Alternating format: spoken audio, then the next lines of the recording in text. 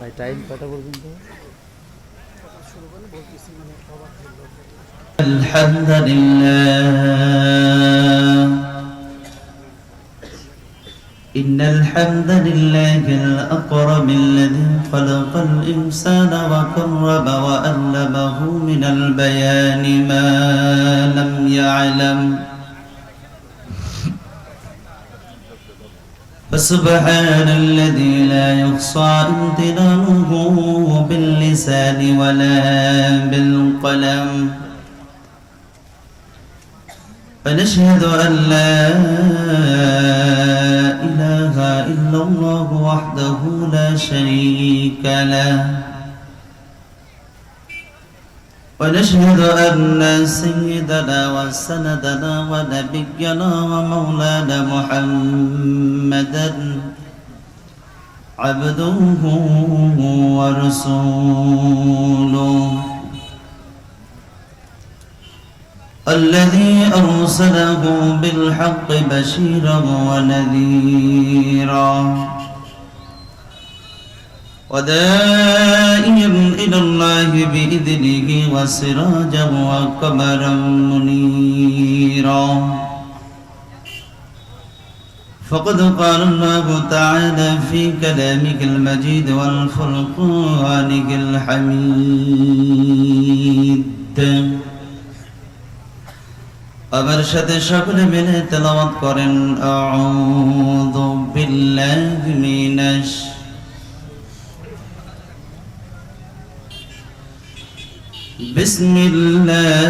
বিসমিল্লাহির রহমানির রহিম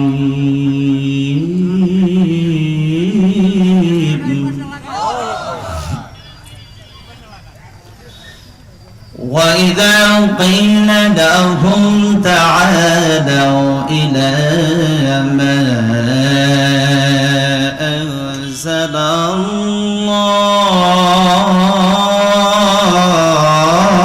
الله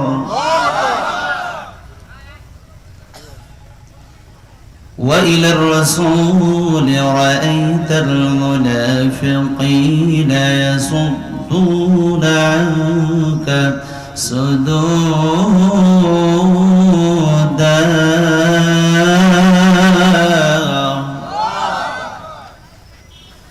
فكيف إذا أصابتهم مصيبة بما قدمت أيديهم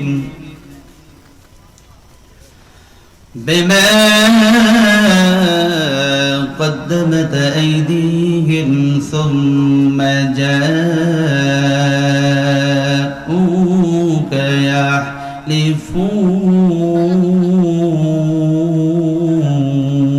يحلفون وقال رسول الله صلى الله عليه وسلم من أحب لله وأبغض لله وأعطى لله ومنع لله فقد استكمل الإيمان وقال رسول الله صلى الله عليه وسلم وقال تعالى إن الله وملائكته يصلون على النبي يا أيها الذين آمنوا صلوا عليه وسلموا تسليما اللهم صل على محمد وعلى آل محمد كما صليت على إبراهيم وعلى آل إبراهيم إنك حميد مجيد اللهم بارك على محمد وعلى آل محمد كما باركت على إبراهيم وعلى آل إبراهيم إنك حميد مجيد একদিন তোমারি নাম মসজিদ হবে আলাম। কথা বলেন ঠিক না ঠিক? আর একটু জোরে বলেন। একদিন কি মসজিদ এলান হবে না ভাই? আমাদের পিতা মাতা দাদা দাদি নানা নানি যারা অন্ধকার কবরে চলে গেছেন, বলুন তাই মসজিদ এলান হয়েছে কি হয় নাই? আমাদের জন্য শুধু টাইমের অপেক্ষা, সময়ের অপেক্ষা আছে, কখন না জানি এলান হয়ে যাবে। কথা বল ঠিক না ভাই? ঠিক। এই জন্য পড়েন, একদিন তোমারি নাম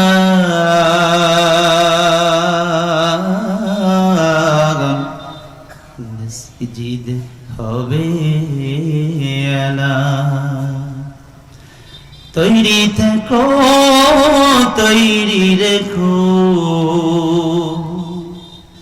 কবরের মান সামান একদিন তোমারি নাম মসজিদ হবে এলান। কালিমা লা ইলাহা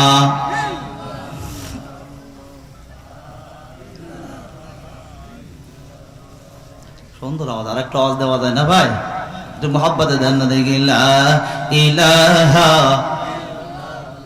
মাশাআল্লাহ, আর একটা আওয়াজ দেন, আর একটা আওয়াজ দেন। লা ইলাহা সুবহানাল্লাহ আলহামদুলিল্লাহ লা ইলাহা সুবহানাল্লাহ আলহামদুলিল্লাহ লা ইলাহা।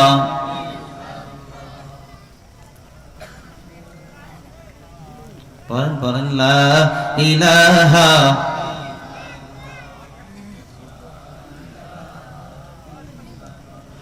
আসমান জমিন গায়রুল্লাহ, পাহাড় পর্বত গায়রুল্লাহ।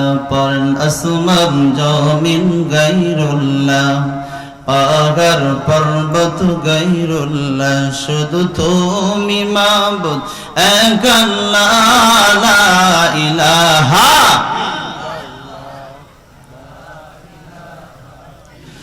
লা ইলাহা ইল্লাল্লাহু মুহাম্মাদুর রাসূলুল্লাহ। সকলে মিলে মুহাব্বতে পড়ি সাল্লাল্লাহু। আজকের এই ঐতিহ্যবাহী রাজশাহী জেলার দানগাছি যুব সমাজের উদ্যোগে ঈদগাহের উন্নয়ন কল্পে দ্বিতীয় বার্ষিকী তাফসিরুল কোরআন মাহফিল। আজকের এই ঐতিহ্যবাহী তাফসিরুল কোরআন মাহফিলে আপনারা আসতে পেরে, বসতে পেরে খুশি না বেজার? খুশির আওয়াজ কি আসতে হয় না জোরে হয়? জোরে বলেন, খুশির আওয়াজ আসতে না জোরে? জোরে বলেন, খুশি না বেজার? যদি খুশি হয়ে থাকেন বলুন তো দেখি, যে আল্লাহ রাব্বুল আলামিন হাজারো হাজারো মানুষের মাঝখান থেকে আমাদেরকে কোরআনুল কারীমের মাহফিলে কবুল করলেন, একটু মেহেরবানি করে বলুন কবুল করেছেন কে? একটু জোরে বলেন, কবুল করেছেন কে? আল্লাহর নামেতে কি ভয় আছে নাকি বাধা আছে? জোরে বলেন, বাধা আছে? তাহলে বলুন তো দেখি, ওই আল্লাহ তাআলার শুকরিয়া আদায় করার দরকার আছে না নাই? ওই আল্লাহ তাআলার শুকরিয়া আদায় করব যিনি ছিলেন সুনীল নীরব নীলিমাময়, মেঘ মুক্ত মহাকাশ, চন্দ্র সূর্য গ্রহ নক্ষত্র কীট পতঙ্গ সরলাজি, আফ্রিকার গহীন বনে লুকিয়ে থাকা হিংস্র প্রাণী, পদতলের অনন্ত পক্ষীরাজি সহ আমাদের সকলে খোদায় খাদ্যের ব্যবসার পানির ব্যবস্থা করেন যে মহান স্রষ্টা, যে মহান দ্রষ্টা, সেই চিরন্তন চিরঞ্জীব মহান আল্লাহু তাআলার দরবারে লাখ কোটি অগণন শুকর এবং সাজুদ পেশ করতেছি। চিৎকার দিয়ে বলি আলহামদুলিল্লাহ। আর একটু চিল্লায় বলি আলহামদুলিল্লাহ। ইতিপূর্বে পড়িতে দরুদ আমার আল্লাহ যেন সোনার মদিনায় সবুজ গম্বুজের তলদেশে সজ্জিত নির্যাতিত মানবতার নবী আর কে নামদার তাজদার মদিনা, মক্কার মতি, মদিনার জ্যোতি, দুগুলের সাথী, বিশ্বের সবার সভাপতি, চিৎকার দিয়ে বলি সাল্লাল্লাহু। আজকের মাহফিলে সম্মানিত সুযোগ্য মুহতারাম প্রধান অতিথি জনাব অধ্যাপক মোহাম্মদ কামাল হোসেন, সদস্য সচিব বাগমারা উপজেলা বিএনপি, সভাপতি জনাব ডাক্তার মোহাম্মদ আব্দুল,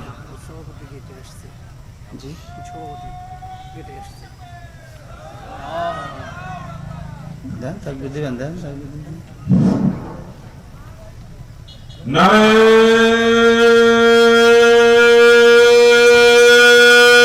তাকবীর, নারে তাকবীর। দিন ইসলাম, দিন ইসলাম। মাননীয় সভাপতি সাহেবের আগমন, ডক্টর বারী ভাইয়ের আগমন, ভারত জামাত ইসলামের আমির, বাগমারা থানা শাখার আমির, নায়েব আমির জনাব ডক্টর আব্দুল বারী সাহেব জিন্দাবাদ। ডক্টর আব্দুল বারী সাহেব জিন্দাবাদ। আসসালামু আলাইকুম। আজকের মাহফিলের সম্মানিত সুযোগ্য মাহতারাম সভাপতি জনাব ডক্টর আব্দুল বারী সর্দার, সংসদ সদস্য পদপ্রার্থী, রাজশাহী ৪ বাগমারা, নায়েবে আমির বাংলাদেশ জামাত ইসলামী বাগমারা উপজেলা। আল্লাহ পাক রব্বুল আলামিন তার এই গোলামকে কবুল আর মঞ্জুর করুন, সকলে মিলে পড়েন আমিন। আর একটু জোরে বলেন না আমিন। আল্লাহ পাক রব্বুল আলামিন যেন আগামীর বাংলাদেশ যেন ইসলামের বাংলাদেশ, কোরআনের বাংলাদেশ হিসেবে যেন আল্লাহ কবুল করেন, সকলে মিলে পড়েন আমিন। এত আস্তে কে জোরে বলেন আমিন, আরো জোরে। লিল্লাহে তাকবীর, নারায়ে তাকবীর। জনাব ডক্টর মোহাম্মদ আব্দুল বারী সর্দার সাহেবের আগমন, জনাব ডক্টর মোহাম্মদ আব্দুল বারী সর্দার সাহেবের আগমন। লিল্লাহে তাকবীর।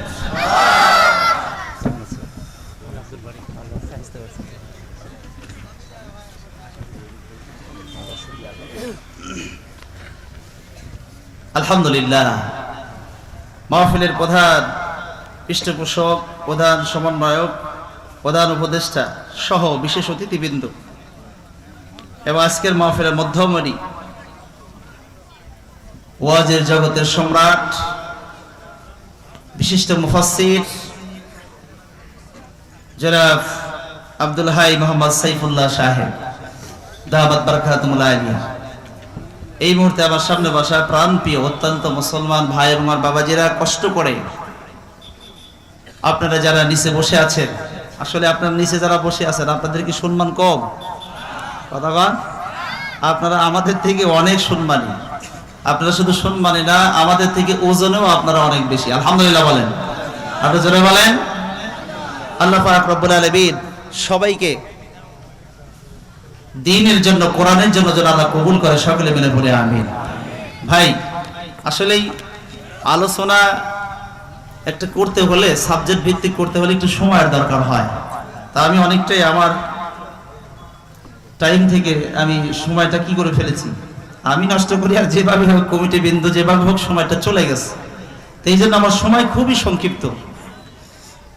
তো যে আল্লাহ পাক রব্বুল আলামিন আমাদেরকে, যারা এখনো পর্যন্ত রাস্তাঘাটে যারা দাঁড়িয়ে আছেন, মেহেরবানি করে সকলেই জান্নাতি পরিবেশে, জান্নাতি সামিয়ানার নিচে সকলে এসে বসে যান। আল্লাহ পাক সবাইকে আসবার বসবার তৌফিক দান করুন, সকলে মিলে পড়ে আমিন।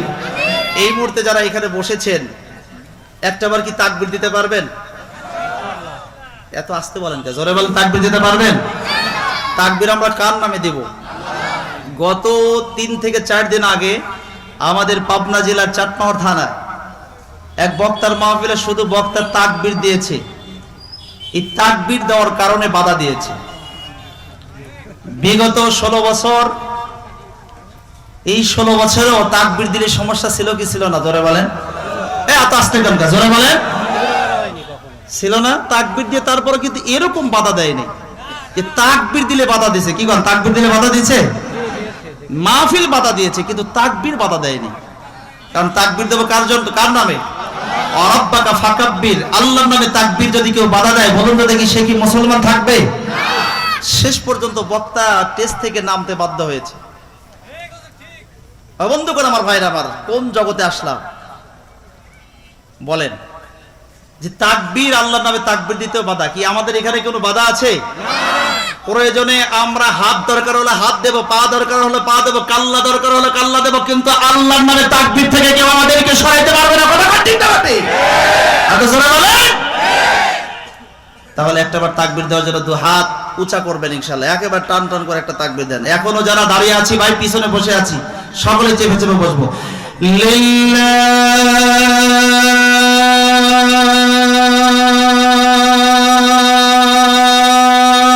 তাকবীর, নারায়ে তাকবীর। আল কোরআনের আলো, আল কোরআনের আলো, আল হাদিসের আলো। কোরআন আছে যেখানে, কোরআন নাই যেখানে, লিল্লাহি তাকবীর। কষ্ট হয়েছে? বন্ধ করে আর কোনো ভূমিকা নাই, সরাসরি আলোচনায় ঢুকি ইনশাআল্লাহ। এইবার বলুন তো, এই কোরআনুল কারীমের মাহফিলে আপনারা বসতে পেরে, আসতে পেরে খুশি না বেজার? কোরআনুল কারীমের মাহফিলে আসতে পেরে, বসতে পেরে খুশি হয় কারা? ঈমানদার মুমিনেরা। কথা বলেন ঠিক না ঠিক? আপনাদের যে মধ্যে ঈমান আছে এতে বোঝা যায়, কারণ কোরআন শোনার সঙ্গে সঙ্গে, আলোচনা শোনার সাথে সাথে, মানে যখনই আলোচনা হচ্ছে এখানে আপনারা বসে গেছেন, আরো হাজার হাজার মানুষ বলুন তো চতুর সাইড দিয়ে আসে না নাই? আল্লাহ পাক ওখান থেকে আপনাদেরকে যাচাই করে, বাছাই করে, চয়েস করে, পছন্দ করে যেহেতু এই কোরআনুল কারীমের মাহফিলে বসিয়েছেন, এতে বোঝা যায় আমরা ঈমানদার মুমিন। এতে কোনো সন্দেহ কি কোন? সন্দেহ? তাহলে আমরা সেই মুমিন বান্দা, ঈমানদার বান্দা। বলুন তো দেখি, আমরা আসলেই বলুন তো আল্লাহর কোরআনের দলে আমাদের থাকার দরকার আছে না নাই? আর একটু জোরে বলেন, আছে না নাই? যদি মুমিন হয়ে থাকে, কোরআনের বিরুদ্ধে বা কোরআনের বিপক্ষে থাকতে পারে? কথা বল, থাকতে পারে? খেয়াল করে। তাহলে আমরা মুমিন, এতে কোনো সন্দেহ? কথা কোন? সন্দেহ? 9 নম্বর পারার 16 নম্বর পৃষ্ঠার 3 নম্বর লাইন, 8 নম্বর সূরা, সূরাটির নাম সূরা আনফাল, আয়াত নাম্বারটা হলো 2। আমার আল্লাহ রাব্বুল আলামিন সুন্দর করে বলেন, ইন্নামাল মুমিনুনাল্লাযীনা ইযা যুকিরাল্লাহ,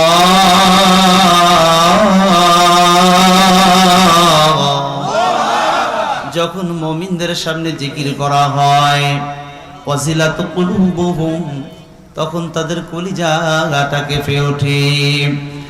ওয়াইদা তুলিয়াত আলাইহিম আয়াতুহু, আর যখন কোরআনের আয়াত তেলাওয়াত করা হয়, যাদাতুহুম ঈমানা, আল্লাহ বলে তখন তাদের ঈমানটা আমি আল্লাহ বাড়ায়া দেই। আর একটু জোরে বলেন।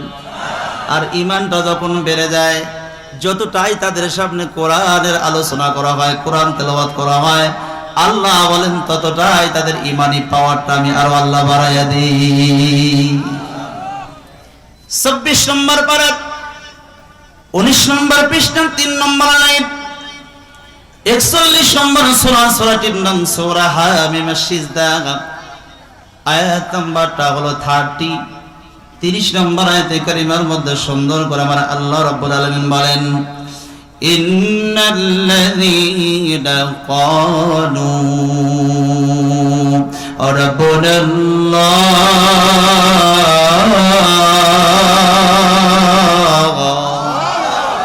নিশ্চয়ই যারা বলে আল্লাহ আমাদের রব, আমাদের রব কে? আরো জোরে, জোরে বলো না, আরো জোরে। অনেকে চুপ করে আছে। আমাদের রব, আর একটু জোরে বলেন, আমাদের রব। তাহলে ওই রব আমাদেরকে মানতে হবে কি হবে না? ওই রবের জন্য যদি আমাদেরকে জীবন দিতে হয়, রাজি আছেন তো ইনশাআল্লাহ? জোরে বলেন, ওই রবের পথে, রবের রাস্তায় আমাদের থাকার দরকার আছে না নাই? মুসলমান খেয়াল করেন, এই রব নাম কায়েম করতে হবে 2 জায়গায়। জোরে বলেন, কয় জায়গায়? আর একটু আস্তে কোন, কয় জায়গায়? মাথা জাগালে চলবে না। জোরে বলেন, কয় জায়গায়? একটা হলো এই জমিনের মধ্যে, আর একটা হলো এই বডি কন্ট্রাকশনের মধ্যে। জোরে বলেন, এই জমিনের মধ্যে রবের আইনের দরকার আছে না নাই? কথা বলেন, আছে না নাই? রবের হুকুম প্রতিষ্ঠিত হোক, এটাকে আমরা চাই। শুধু মুখে বললে হবে? এই কথা কয় না, মুখে বললে হবে? আমাদের কাজে কর্মে দেখানোর দরকার আছে না নাই? বাস্তবে আমাদেরকে জমিনের মধ্যে রব নাম কায়েম করতে হবে সব জায়গায়। আর দ্বিতীয়ত, এই বডি কন্ট্রাকশনের মধ্যে রবের ভয় আমাদের কলিজার মধ্যে থাকতে হবে। কথা বলেন, ঠিক না ঠিক? আপনি জোরে বলেন। ওই রবের আইন মানতে গিয়ে যদি বান্দার হাতে নির্যাতিত হতে হয়, ওই আল্লাহ পাকের হুকুম মানতে গিয়ে যদি, ওই রবের আইন মানতে গিয়ে যদি আমাদের শরীরের সমস্ত সমস্ত রক্তটুকু দিতে হয়। আল্লাহ পাকের ওই আইন মানতে গিয়ে, আল্লাহ পাকের ওই আইন মানতে গিয়ে যদি আমাদের হাত দিতে হয়, হাত দিতে রাজি। ওই রবের আইন মানতে গিয়ে যদি আমাদের পা দিতে হয়, পা দিতে রাজি। আল্লাহ পাকের আইন মানতে গিয়ে, আল্লাহ পাকের বিধান প্রতিষ্ঠিত করার জন্য, বাংলার জমিনে কোরআনের আইন প্রতিষ্ঠিত করার জন্য আমাদের যদি কাল্লা দিতে হয়, আমাদের যদি জীবনটা বিলাই দিতে হয়, আমরা জীবন দিতে রাজি। কিন্তু বাংলার জমিনে ইসলামের পতাকা উড্ডয়ন করে ছাড়বো ইনশাআল্লাহ।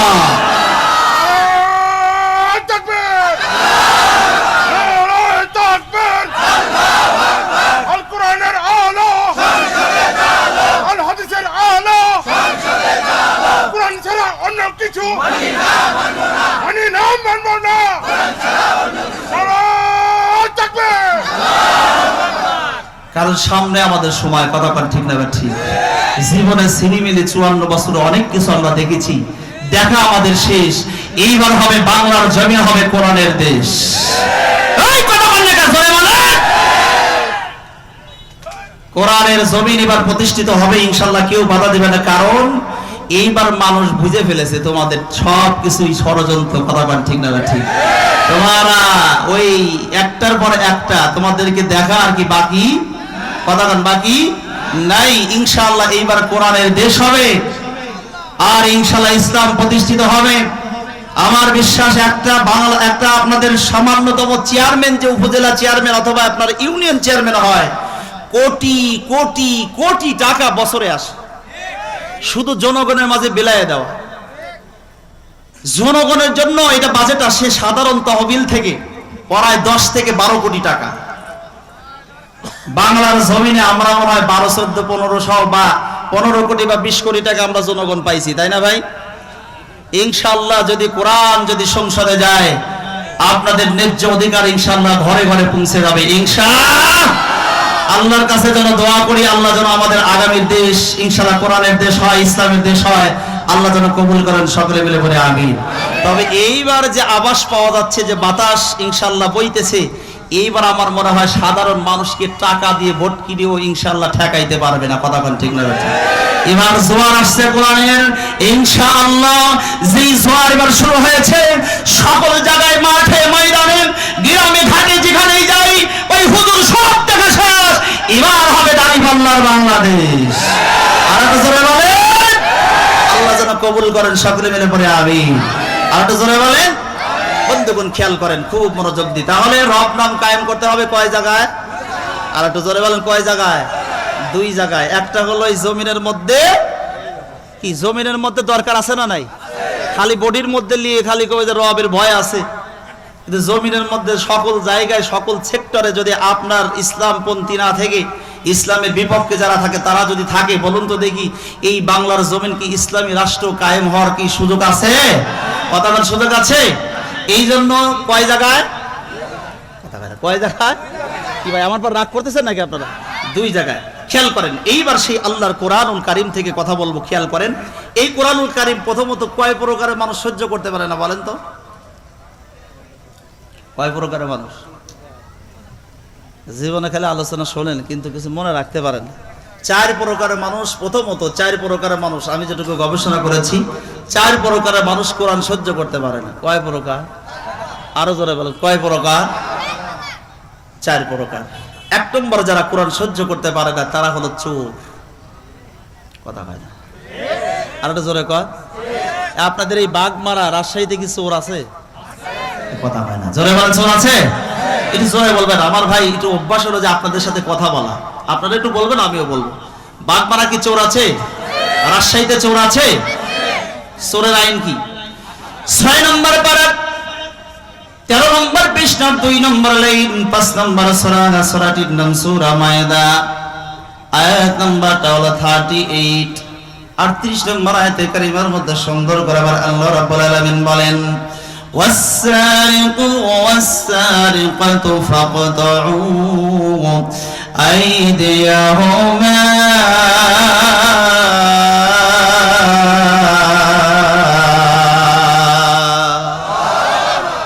এত সুন্দর আল্লাহু আকবার বলতে পারেন। আরেকবার বলেন তো, আল্লাহু আকবার।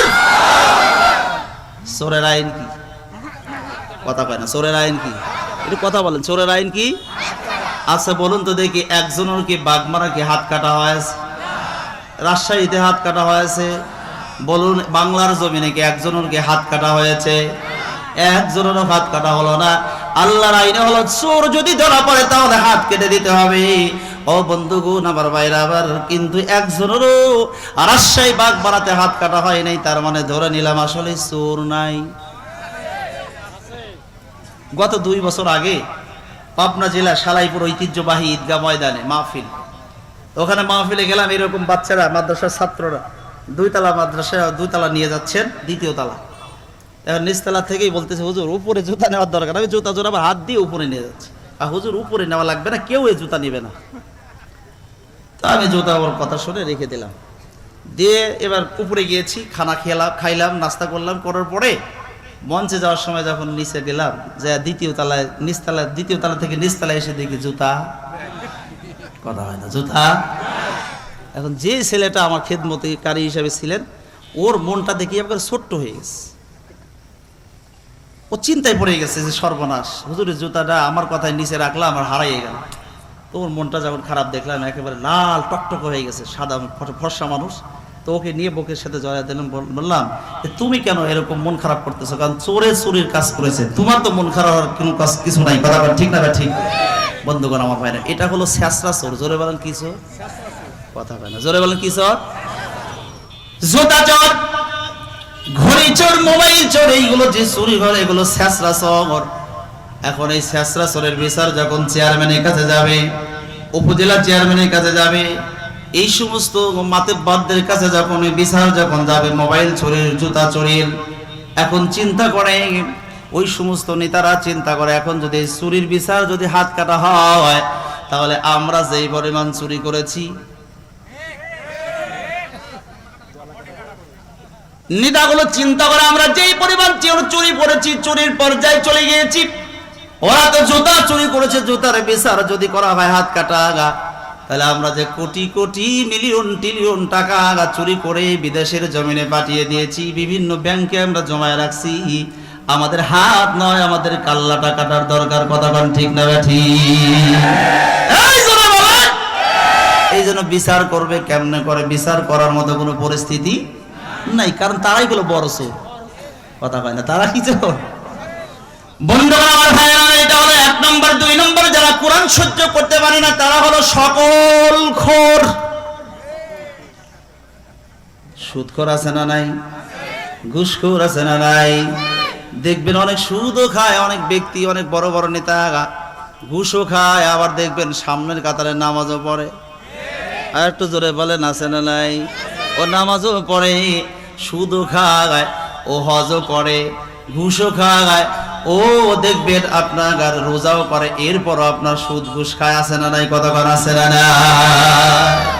দলিল আল্লাহ রাব্বুল আলামিন 3 নম্বর পারা 2 নম্বর সূরাটির নাম সূরা বাকারা, আয়াত নম্বরটা হলো 278, 278 নম্বর আয়াতে কারিমার মধ্যে সুন্দর করে আমার আল্লাহ রাব্বুল আলামিন বলেন, ইয়া আইয়ুহাল্লাযীনা আমানু তাকুল্লাহ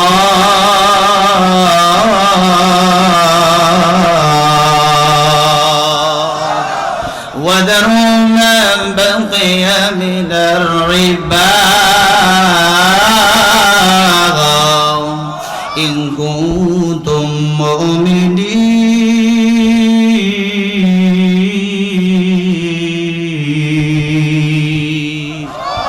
আল্লাহ বলেন, ইয়া আইয়ুহাল্লাযীনা আমানু, হে ঈমানদারেরা। কাদেরকে ডাকছে? এই দিকে খেয়াল করেন, অ্যাটেনশন, আমার দিকে খেয়াল করেন। কাদেরকে? ঈমানদার কারা? কথা কয়, আমরা ঈমানদার না? কি আমাদের মধ্যে ঈমান আছে না নাই? আমার এলাকায় 3 ঈমানদার ছিল। একজনের নাম সুলাইমান মল্লিক, আর একজনের নাম সুলাইমান পরামানিক, আর একজনের নাম সুলাইমান গাইসিয়া। ওই যে খেজুর গাছ লাগাইতো, এই জন্য ইমান গাইসিয়া বলা হতো। ইমান মল্লিকও মারা গেছে, ইমান পরামানিকও মারা গেছে, ইমান গাইসিয়া যে ছিল সে ইমান গাইসিয়াও মারা গেছে।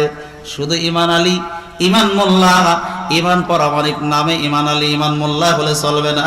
বলুন তো দেখি আমাদের পুরোপুরি ইমানদার হওয়ার দরকার আছে না? শুধুমাত্র ছোটবেলায় বাবা মা ওই যে স্যালো মেশিনের ইঞ্জিনের সামনের চামড়াটুকু কেটে দিয়েছে, এই জন্য বলে আমরা মুসলমান। কিন্তু আমি মুসলমান বলে দাবি করি, আমার সামনে কোরআনের বিরোধিতা করে, কোরআনের বিপক্ষে কথা হয়, আরে আমার বিপক্ষে কথা হয়, আল্লামা সাঈদীর বিরুদ্ধে কথা হয়, নিজামী সাহেবের বিরুদ্ধে কথা হয়। আমরা বলি ইমানদার, যদি ইমানদার হয়ে থাকি, যত সময় পর্যন্ত জান থাকবে বাম থাকবে, কোরআনের জন্য, ইসলামের জন্য, আলেম ওলামার জন্য জান দিতে রাজি, কিন্তু কোন বেঈমানকে জান দিতে রাজি না।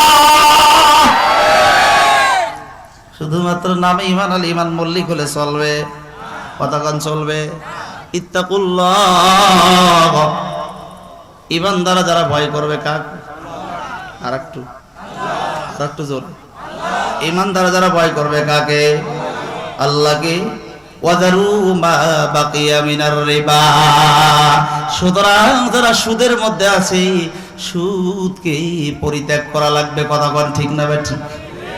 এবার বলুন, সুদ আছে না নাই? এখন যারা সুদ খায়, বলুন তো দেখি আমার উপরে কি রাগ হবে না? কতক্ষণ রাগ হবে কি হবে না? নিঃসন্দেহে রাগ হয়ে যাবে। ইন কুনতুম মুমিনিন, আপনি যদি মুমিন বলে দাবি করতে চান, ইমানদার বলে দাবি করতে চান, আল্লাহওয়ালা বলে দাবি করতে চান, তাখাযু বিহারজিম মিনাল্লাহি ওয়া রাসূলি। আল্লাহি, আল্লাহর কসম করে বললাম, আল্লাহ দেখেন বলতেছে, যারা সুদ খায়, যারা ঘুষ খায়, এরা যেন আমি আল্লাহ তাখাযু বিহারজিম মিনাল্লাহ। মিনাল্লাহ মানে কি ভাই? জোরে বলেন, মিনাল্লাহ মানে কি? আল্লাহ। আল্লাহ জোরে বলেন, মিনাল্লাহ মানে আল্লাহ ওয়া রাসূলি। আল্লাহ বলে, যারা এই আয়াতটা শোনার পরেও যারা সুদ আর ঘুষকে পরিত্যাগ করবে না, এরা যেন আমি আল্লাহ আর আমার রাসূলের সাথে যুদ্ধের ঘোষণা দেয়। এখন সুদও খায়, ঘুষও খায়, মসজিদের সভাপতিও হয়। কথা কয় না রে ভাই? আর একটু জোরে বলেন। সুদও খায়, ঘুষও খায়, মাদ্রাসার সেক্রেটারি হয়, সুদও খায়, ঘুষও খায়, চিরজীবন কবরের জগতে তা লাগবে। সেই কবরের জগতের যে কবরস্থান, সেই কবরস্থানের কেশিয়ার হয়। কথা কর না কে? জোরে বলেন, আছে না নাই? বন্ধুগণ আমার, ভাই আমার, গভীর মনোযোগ লাগান। আমি জানি আলোচনা আমি কিছুই করতে পারবো না, খুব মনোযোগ দেন। কয়েক বন্ধু বাসের মধ্যে করে যাইতেছে, হঠাৎ করে এক বন্ধুর লাগছে পায়খানা। ধরে বলেন, কি খানা? পায়খানা লাগে না?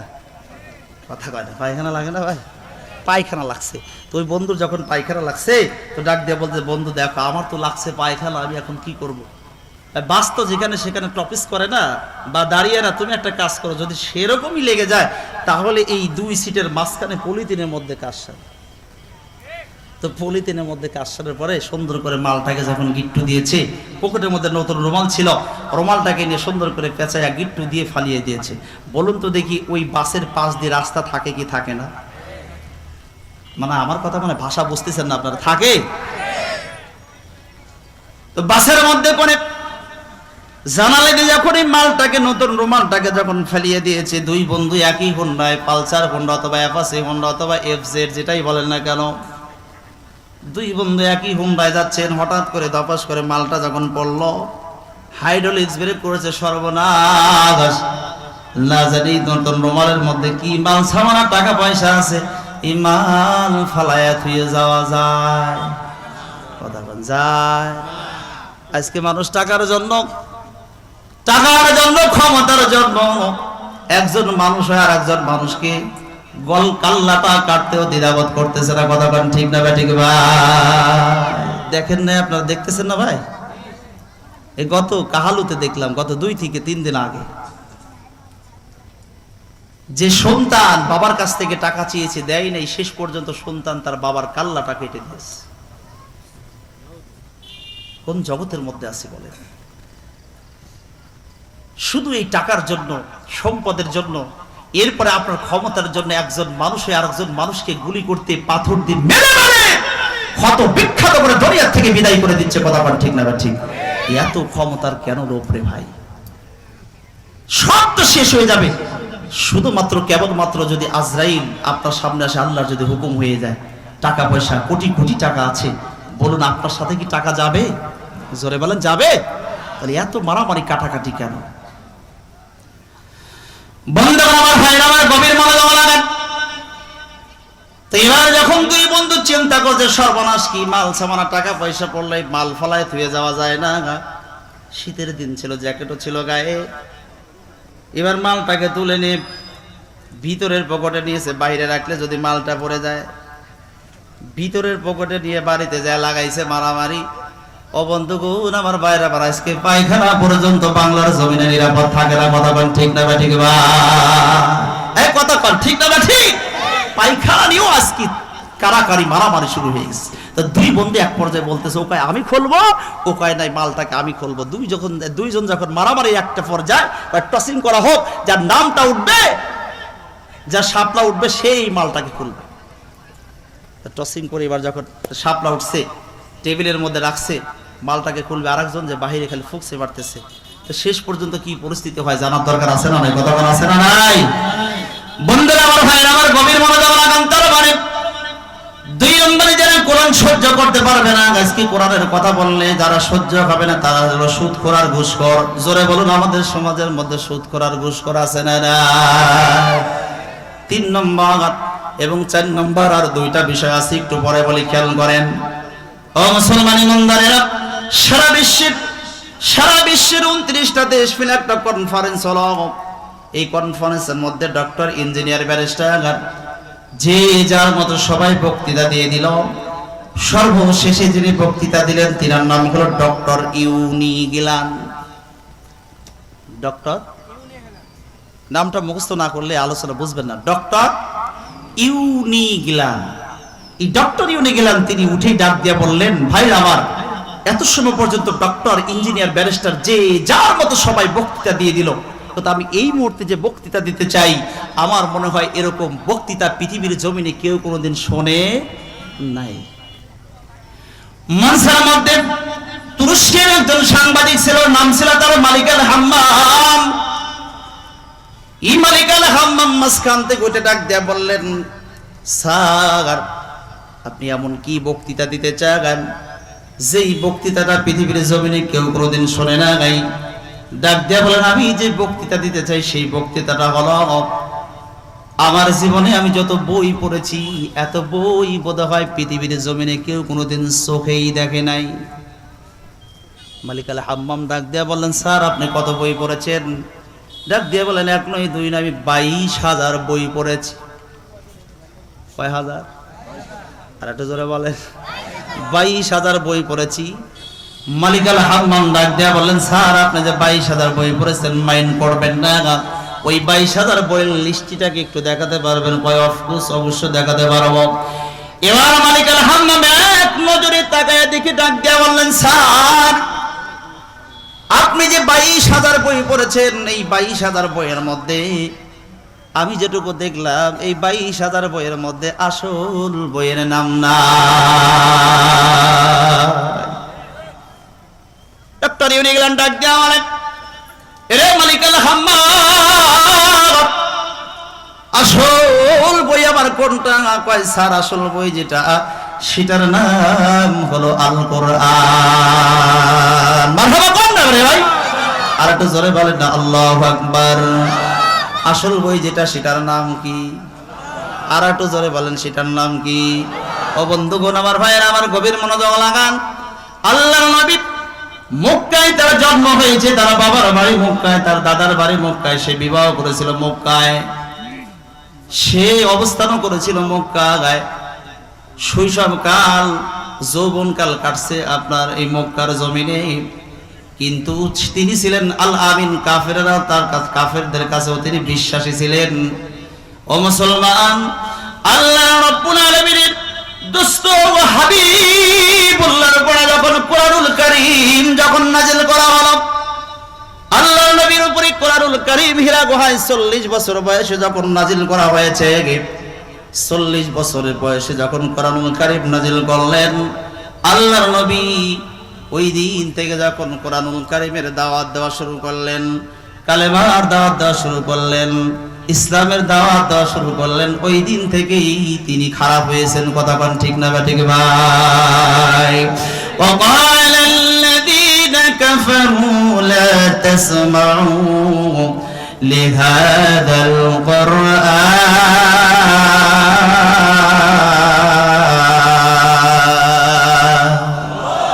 কিরে ভাই আল্লাহু আকবার আওয়াজ হয় না, কাজ ধরে বলেন আল্লাহু আকবার। আল্লাহ নবী যখন কোরআনুল কারীম তেলাওয়াত করা শুরু করলেন, কাফের বেঈমানেরা নাস্তিকেরা সবাই কোরআন তেলাওয়াত, আল্লাহর নবীর মধুর কোরআন তেলাওয়াত, মধুর কণ্ঠের কোরআন তেলাওয়াত শুনে শুনে সকলেই কালেমা পড়ে পড়ে মুসলমান হওয়া শুরু করল। আবু জেহেল আবু লাহাব চিন্তা করলো সর্বনাশ, আব্দুল্লাহ বেটা মুহাম্মদ যদি এইভাবে কোরআন তেলাওয়াত করতে থাকে তাহলে আমাদের লাত মানাত উজ্জার ধর্মকে বাদ দিয়ে দিয়ে সবাই তো কালেমা পড়ে পড়ে মুসলমান হয়ে যাবে। না না, এটা চলতে দেওয়া যায় না, এটা বাধা প্রদান করা লাগবে। যদি এরকম চলতে থাকে তাহলে তো আমার ক্ষমতাও থাকবে না, সিয়ারও থাকবে না। ওই সেই সময় থেকে আবু জেহেল থেকে শুরু করে বন্ধুগণ, নমরুদ, ফিরাউন, এদের হিস্টোরি আপনারা সকলেই জানেন। শুধুমাত্র একটা মাত্র কারণ, তাদেরকে নবীদেরকে না দেখতে পারার কারণ হলো একমাত্র কারণ, তারা হলো সিংহাসনে সংসদে সিয়ারের ভয়ে। কথা কোন ঠিক না বেঠি? সিয়ার হারিয়ে যাবে এই ভয়ে সর্বসময় নবীদের সাথে যুদ্ধ করেছেন, নবীদেরকে দেখতে পারে নাই, আজ পর্যন্ত আলেম আমাদেরকে দেখতে পারে না। তার একমাত্র কারণ যেটা হলো সেটা হলো যে ওই আলেম ওলামা যদি একবার যদি ক্ষমতায় আসে তাহলে জীবনে কোনোদিন আর আমরা ক্ষমতায় যাইতে পারবো? কথা কোন পারবো? এই ভয় তাদের মধ্যে আছে। বন্ধুগণ আমার ভাইরা, আমার গভীর মনোযোগ লাগান। আবু জেহেল আবু লাহাব এবার তিনি ঘোষণা করে দিলেন, খবরদার মুহাম্মদ যখন কোরআন পড়বে তখন তোমরা কোরআন শুনবে। কথা কান শুনবে। وقال الذين كفروا لا تسمعوا لهذا القرآن, মুহাম্মদ যখন কোরআন পড়বে তখন তোমরা কোরআন শুনবে না। কাফিররা ডাক দিয়া বলে, এরপরেও যদি মুহাম্মদ কোরআন পড়ে তাহলে কি হবে? দেখেন কত বড় শয়তান। তিনি বললেন, ওয়াল্লাহু ফীহি লাআল্লাকুম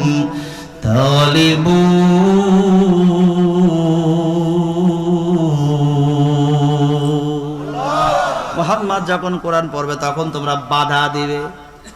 কথা বল না, কেন কি দিবে? বাধা দিবে।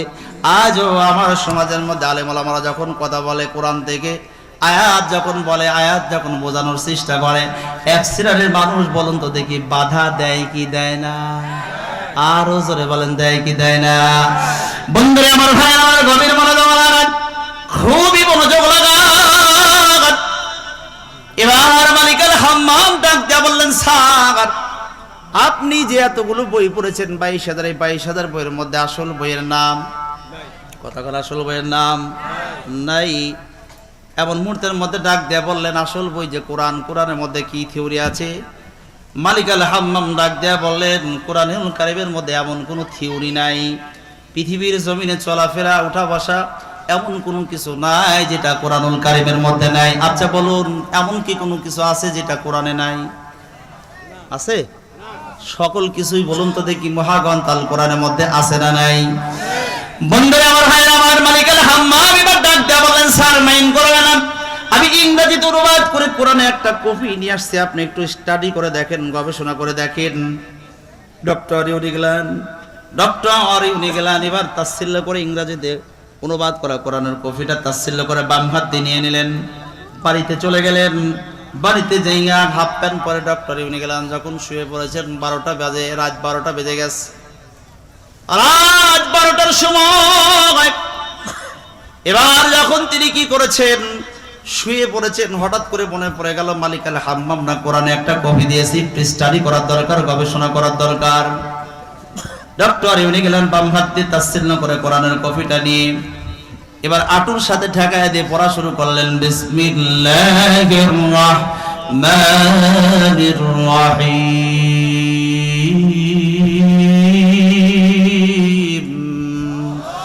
আলিফ লাম মিম, যালিকাল কিতাবু লা রাইবা ফীহি।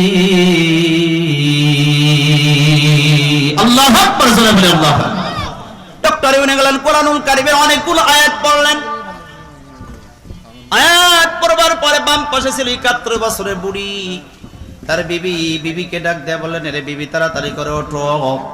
বিবি দুসরায় মুসরায় লাফাইতে ডাক দিলে, কি ব্যাপার, রাত 1টা বেজে গেছে, তুমি এরকম করে আমাকে ডাকছো কেন, ডাকার কারণ কি, কিছুই তো বুঝলাম না। তাই বিবি রে, এই জন্য তোমাকে এরকম করে ডাকছি, কারণ আমার জীবনে আমি 1 নয় 2 নয় 22,000 বই পড়েছি। প্রত্যেকটা বইয়ের লেখক গুলা প্রথম পৃষ্ঠার পরের পৃষ্ঠায় ছোট্ট করে এক জায়গায় লেখা থাকে, লিখে দিয়েছে। আমার এই লেখার মধ্যে, বইটার মধ্যে ভুল থাকতে পারে, ভুলের ক্ষমার দৃষ্টিতে দেখবে। লেখা থাকে কি থাকে না? এই কথা কয় না, থাকে কি থাকে না? ভুল হলে ক্ষমার দৃষ্টিতে দেখবে। এ বিবি, আজকে যে আমি বইটা পড়া শুরু করলাম, এই বইটার লেখক লিখে দিয়েছে, এই বইটাতে ভুল তো অনেক দূরের কথা, ভুলের সন্দেহ পর্যন্ত নাই। যালিকাল কিতাবু লা রাইবা ফীহি,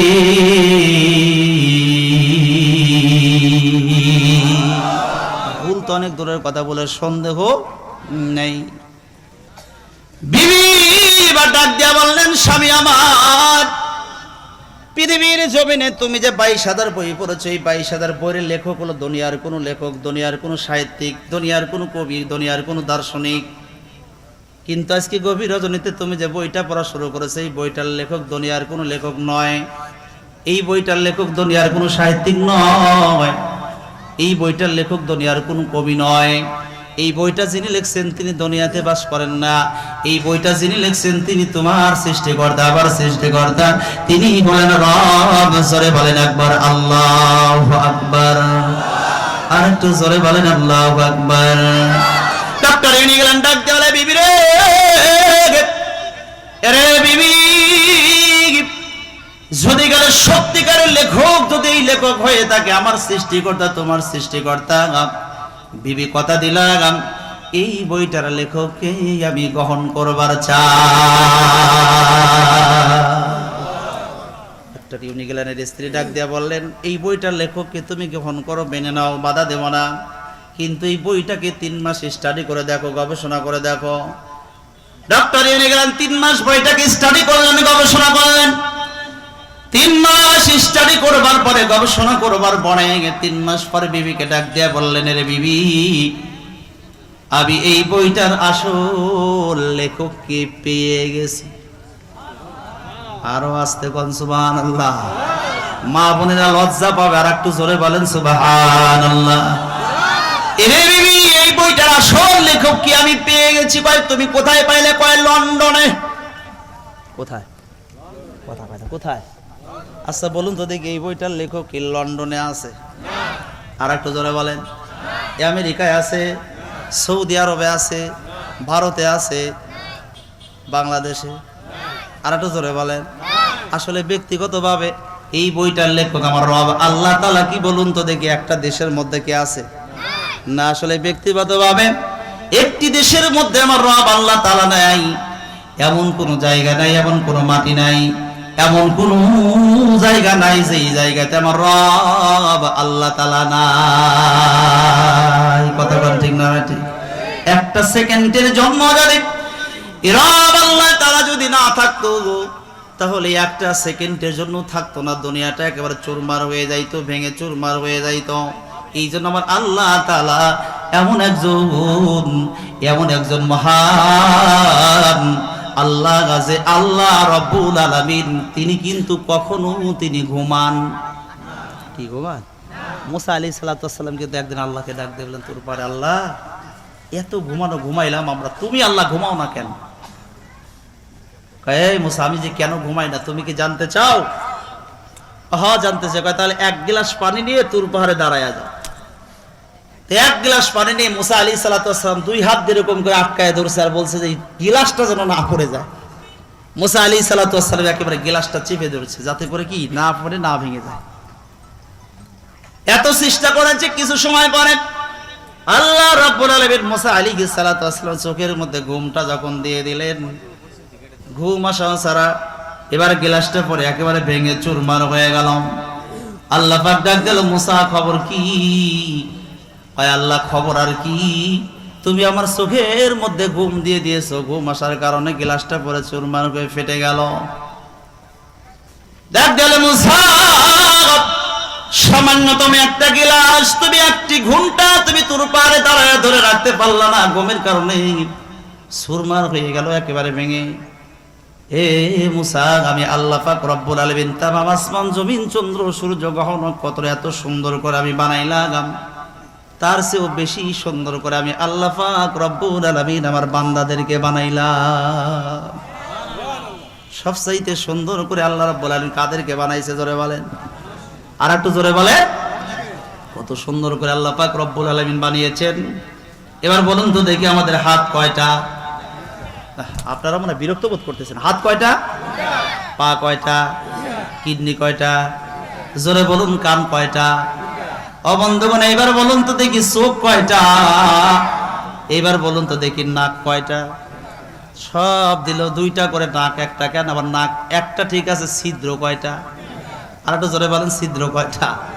আচ্ছা বলুন তো দেখি, একটা নাকের ভিতরে একটা ছিদ্র দিলে কি নিঃশ্বাস নেওয়া যায় না? এটা বন্ধ করলে কি নিঃশ্বাস নেওয়া যায় না? কিন্তু দুইটা ছিদ্র দেওয়ার কারণ এটুকু একটু গবেষণা করা দরকার, একটু চিন্তা ভাবনা করা দরকার। আল্লাহ কত সূক্ষ্মভাবে আল্লাহ তার বান্দাদেরকে বানিয়েছেন। আল্লাহ বোঝাইতে চায়, বান্দা আমি তোমাদেরকে যদি একটা ছিদ্র দিতাম নাকের ভিতরে, তোমরা নিঃশ্বাস নিতে পারতা, তোমরা চলাফেরা করতে পারতা, কিন্তু মাঝে মধ্যে তোমাদের ঠান্ডা লাগতো।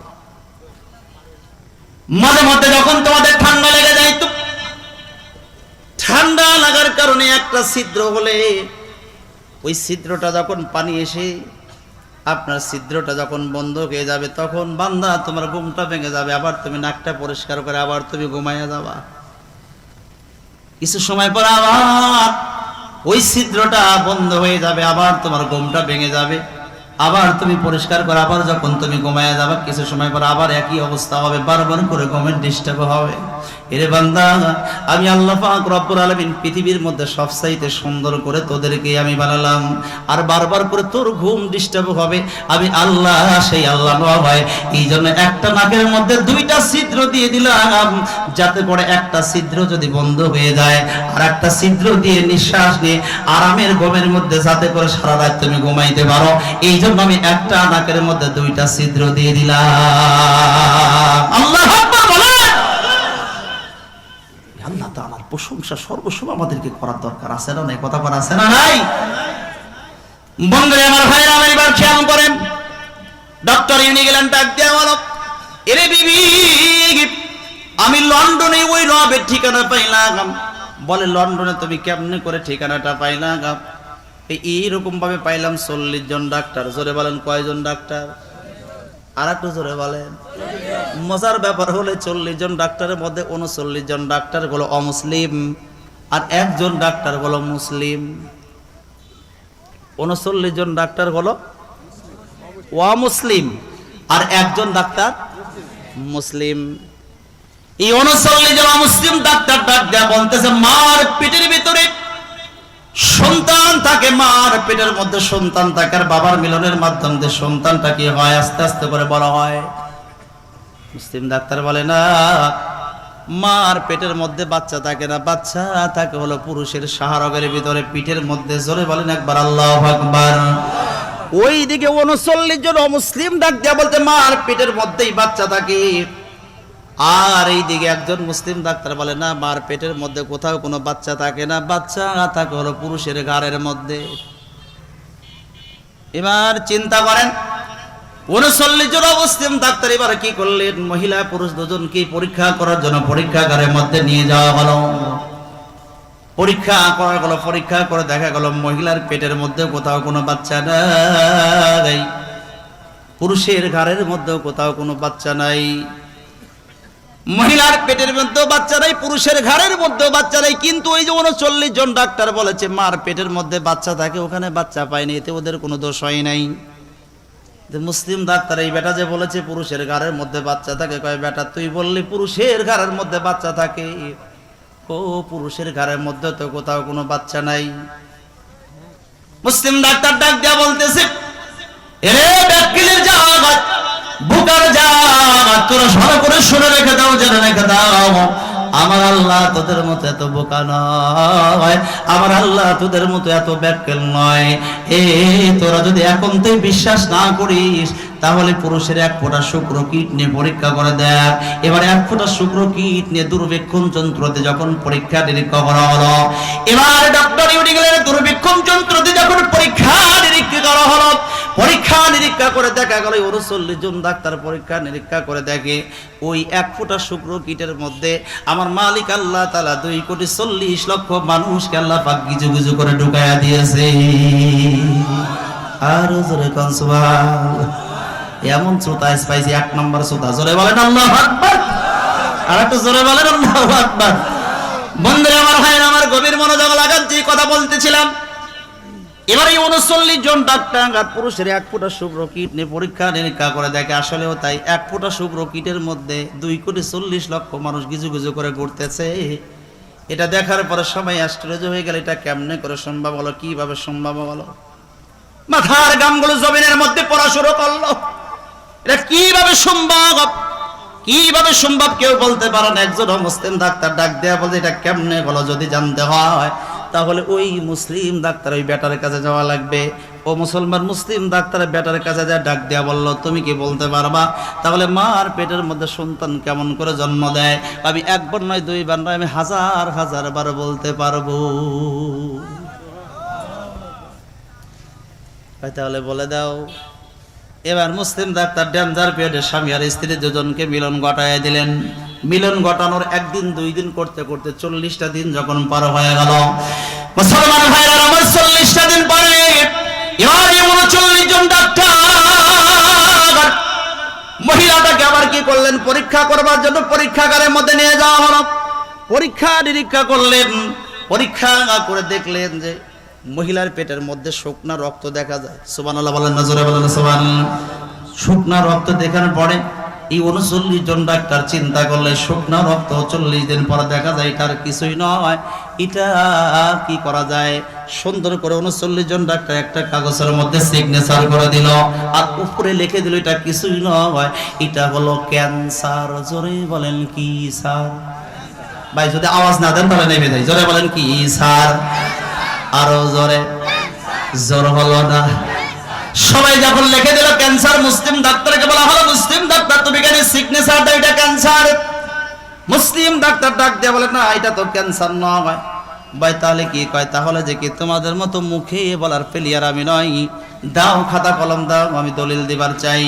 এবার যখন খাতা কলম দেওয়া হলো, মুসলিম ডাক্তার এবার সুন্দর করে দলিল পেশ করা শুরু করে দিল। ওফা ইন্না খালাকানাকুম মিন তুরাবিন সুম্মা মিন নুতফাতিন সুম্মা মিন আলাকা। জোরে বলেন একবার আল্লাহু আকবার। মাশাআল্লাহ, একটু জোরে বলেন আল্লাহু আকবার। এ মুসলিম ডাক্তারগুলো তোমরা শুনে নাও, আমার আল্লাহ নিজেই বলে দিয়েছে স্বামী আর স্ত্রী মিলন ঘটানো 40 দিন পরে আল্লাহ পাক রব্বুল আলামিন ওই বাবার বীর্যটাকে মার ডিম্বের ভিতরে 40 দিন পরে জমাট বাঁধা রক্ত বানায় দেয়। সুতরাং এটা তো ক্যান্সার নয়। আর 40টা দিন পার হলো, মহিলাটাকে আবার পরীক্ষা করে নিয়ে গেল 39 জন ডাক্তার পরীক্ষা করলো। ও ভাই সংক্ষিপ্ত স্বার্থে এক একটার বিষয়ে ব্যাখ্যা ছিল, কিন্তু ব্যাখ্যা দেওয়ার আমার সময় নেই। আর 40 দিন পরে পরীক্ষা নিরীক্ষা করে দেখে মার পেটের ভিতরে যেখানে দেখেছিল শুকনা রক্ত, ওখানে আর শুকনা রক্ত নাই, পরিবর্তন করে কেমনি যেন ওখানে একটা গোস্তের টুকরায় পরিণত হয়ে গেছে। না হয় না, হয় না, আরো জোরে জোরে জোরে জোরে বলেন, আরো জোরে বলেন না, আরো জোরে বলেন। গোস্তের টুকরায় পরিণত হয়ে গেছে, গোস্তের টুকরায় পরিণত হয়ে গেছে। এটা কেমনে করা হলো, কিভাবে? 40 দিন পূর্বে দেখলাম শুকনা রক্ত, এখন আবার গোস্তের টুকরায় কেমনে করে হলো? এই 39 জন ডাক্তার সবাই কেউ যখন বের করতে পারলো না কেমনে করে গোস্তের টুকরা হলো, সবাই একটা টান দিয়ে কি করলো, ওই যে লেখছিল ক্যান্সার, ক্যান্সারটা টান দিয়ে কেটে দিল আর আরেকটা কাগজের ভিতরে লিখে দিল, সিগনেচার করে দিল, আর উপরে লিখে দিল এটা কিছুই নয়, এটা হলো টিউমার। জোরে বলেন কি মার? আরো জোরে। জোর হলো না। সবাই যখন লিখে দিয়েছে টিউমার, মুসলিম ডাক্তারকে বলা হলো, এরে মুসলিম ডাক্তার এ মুসলিম ডাক্তার সবাই আমরা সিগনেচার করে দিয়েছি এটা টিউমার গোস্ত চিবায় খাওয়ার মতো, তুমি নিজেও কি করো সিগনেচার করে দাও। বলে না না এটা তো টিউমার নয়। বলে তাহলে কি? ভাই তাহলে কি? দেখো আমি কোরআন থেকে দলিল দিয়ে দেই।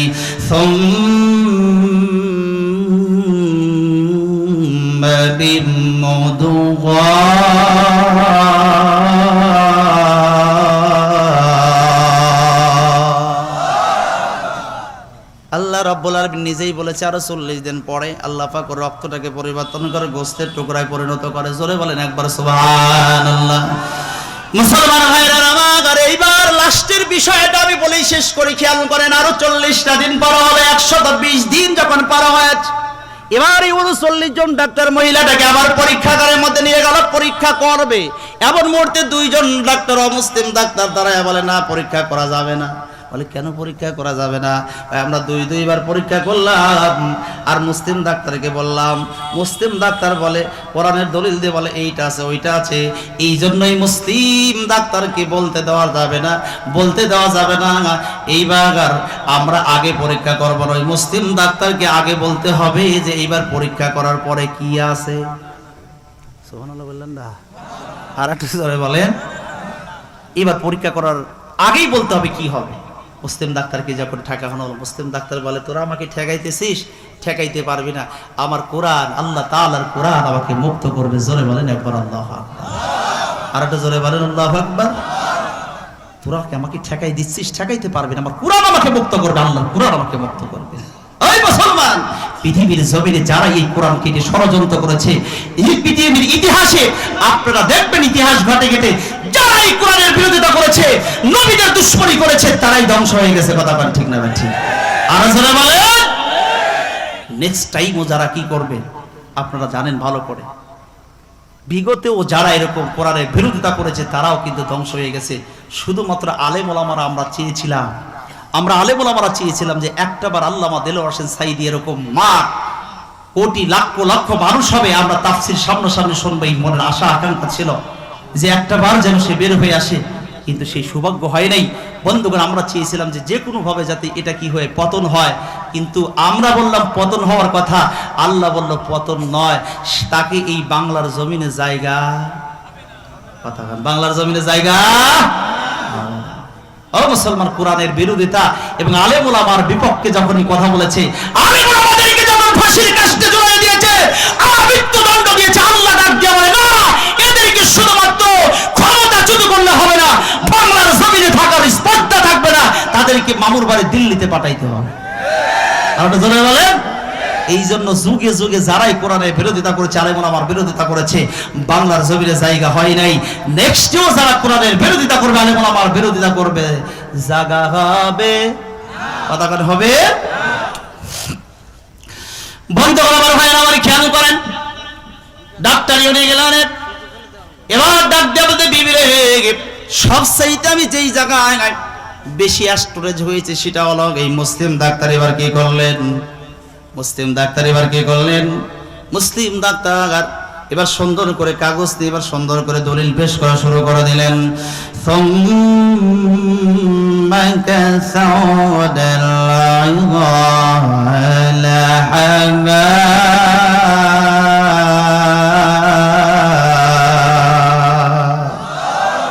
আরো জোরে বলেন আল্লাহু আকবার।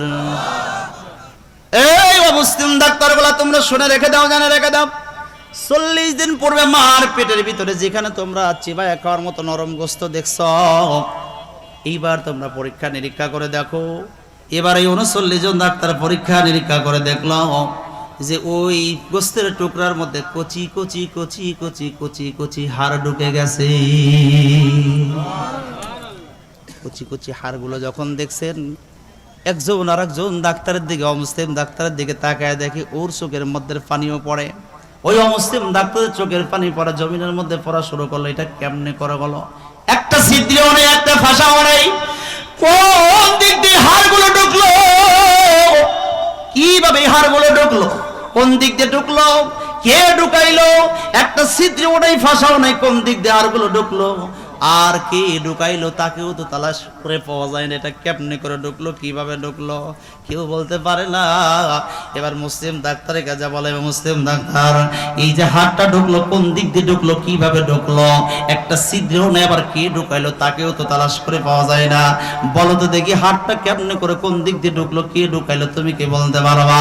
এবার মুসলিম ডাক্তারকে আমি একবার নয় দুইবার নয় হাজার হাজার বার বলতে পারবো কে ঢুকাইছে। জোরে বলেন কে ঢুকাইছে, আরো জোরে, জোরে বলো না। বন্ধুগণ আমার ভাইরা আমার গভীর মনোযোগ লাগান, এ মুসলমান খুব মনোযোগ দিয়ে কথাগুলো একটু খেয়াল করেন। এইবার আমি আপনাদেরকে একটা টান দিয়ে, একটি মার পেটের ভিতরে যেই দিন 5 মাস 1 দিন বয়স হয়, জোরে বলেন কয় মাস 1 দিন হয়, এরকম 40 দিন করতে করতে অনেক সময় লেগে যাবে। 5 মাস 1 দিন যেই দিন একটা মায়ের পেটের মধ্যে সন্তানের বয়স হয়, জোরে বলেন কয় মাস 1 দিন? 5 মাস 1 দিন, জোরে বলেন কয় মাস 1 দিন? 5 মাস 1 দিন। ভাইরা আমার এই খেয়াল করেন, একটু হাত তোলেন তো দেখে, লিল্লাহে তাকবীর। এই এটা তাকবীর দেন, নারায়ে তাকবীর, লিল্লাহে তাকবীর। প্রধান বক্তার আগমন, দানগাছি যুব সমাজের উদ্যোগে লাল গোলাপ শুভেচ্ছা। প্রধান বক্তার আগমন, জনাব আব্দুল হাই মোহাম্মদ সাইফুল্লাহ সাহেবের আগমন। লিল্লাহে তাকবীর। এই তো হাত উঁচা করেন, হাত উঁচা করেন, হাত উঁচা করেন ভাই, ভাই হাত উঁচা করেন না ভাই, সবাই মেহেরবানি করে হাত উঁচা করেন। মেহেরবানি করে 10টি টাকা হলো যারা হাত তুলেছেন আপনাদের কাছে আমার দাবি, এখনই ব্যাগ যাবে, বিসমিল্লাহ করে ডান হাতটা পকেটের মধ্যে ঢোকায় দেন। ডান হাত পকেটের মধ্যে ঢোকান, 10 20 50 100 200। এই কমিটির লোক আছে নাকি ভাই? কো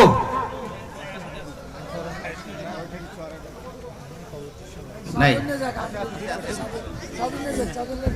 এই আমাদের কমিটির ভাইরা নাই কো?